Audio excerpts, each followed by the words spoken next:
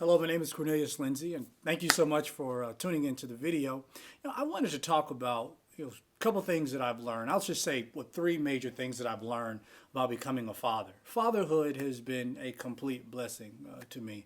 I never forget the first time I saw my son in the pregnancy room. I saw him when they took him out, and there he was. I remember calling his name, and I said, "Logan," and he looked over with these big beautiful eyes, and he looked over at me, and then they handed him over to the nurses, and they cleaned him up. And I never forget holding him for the first time, and that reality finally hit me that said, "You're a dad." And that night, when you're at the hospital, they'll ask you, do you want to send him to the nursery or do you want to keep him? And I was telling my wife, I was like, this is our first child. We want to keep him. And I never forget, he cried the entire night. And Heather wasn't producing milk fast enough. We finally got to the point where I was like, okay, look, send him to the nursery.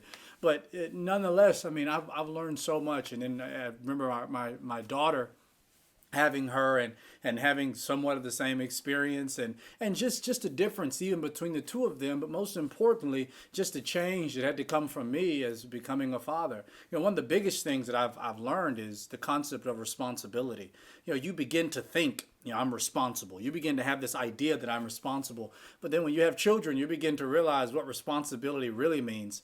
There have been times where there are things that I've needed to do, and you just don't feel like doing it. But when you're responsible, you do them because you know and you recognize it's the right thing for you to do because you need to be responsible. You need to be responsible. You need to take care of the things you have to take care of.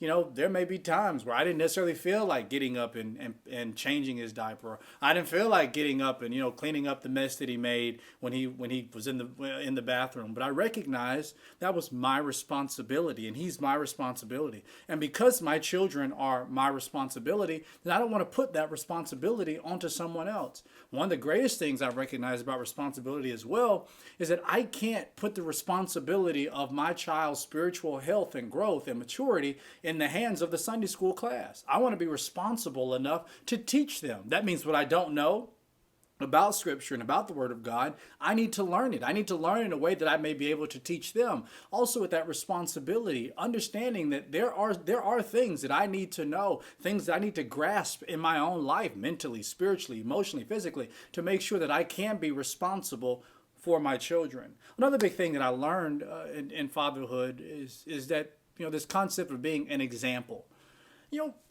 Man, my children are wonderful. And I know one thing that I'm beginning to see about my son is that my son, he looks at my example and he will say things and he will do things because he wants so bad. It's like my wife will come to me and she'll say, he wants so bad to be just like you. My son loves to eat the same food I eat. He won't eat his own food. He won't eat his own plate. He wants my food. When I'm in the gym or when I'm down in the basement, I may be punching the bag. He wants to punch the bag. He wants to do it just like I do. And I'm doing the roundhouse kick. He wants to do the roundhouse kick.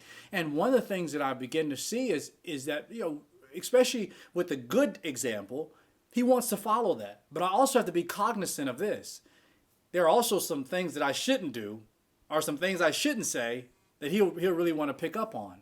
So with that being said, it's like knowing these things, I have to be very cognizant of my example and knowing that at all times I need to make sure that I'm putting forth the right effort, putting forth the right, going in the right way so that my son and my daughter, they can see the right example and also begin to see what, I can honestly say what I probably didn't see in growing up. And a lot of times you meet men will say, I didn't have the best example growing up.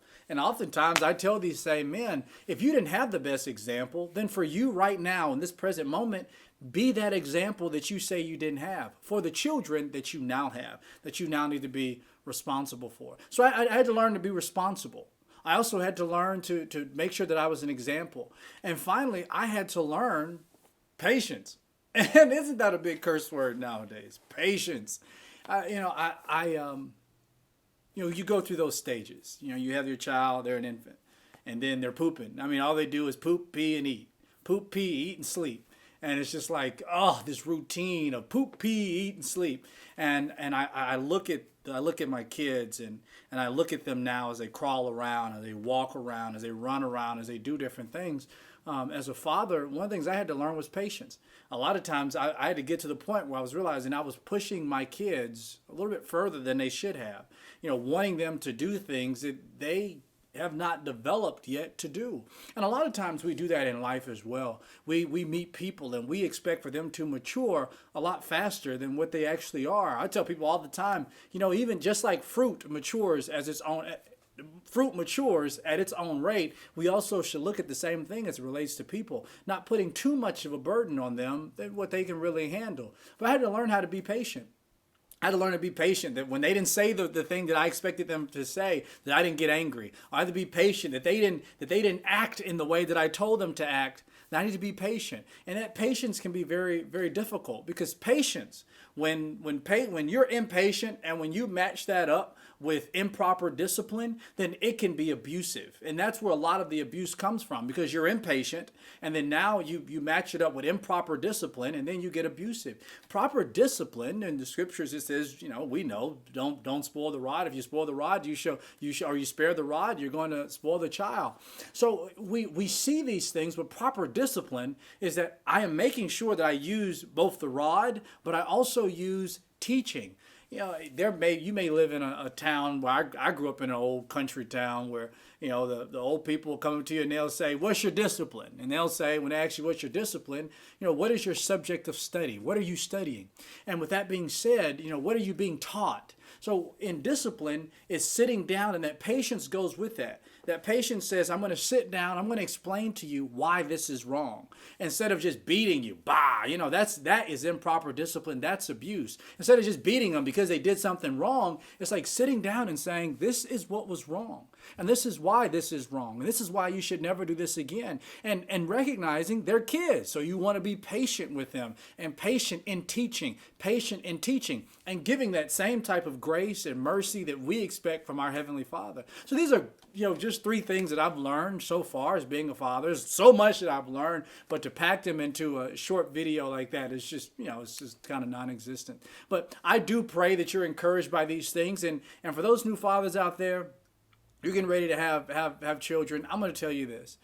A lot of people will tell you a lot of different things about what you should know and all that kind of stuff about this going to be your child. All children are different, and you don't know your story. You don't know what's going to happen with your particular child. You don't know. I didn't know my daughter was going to be in the NICU for almost 3 or 4 days. I didn't know this stuff. Nobody told me this. Nobody said that when this happens, then this happens. There are a lot of books out there that are written for new parents and stuff like that. At the end of the day, when you get to that place and when your child comes out, I guarantee you, there's something I guarantee you God is going to click, and God's going to give you some wisdom in order to help you to father your children. Just make sure that you are both present and active. To just be present but not be active is a travesty to your children's life.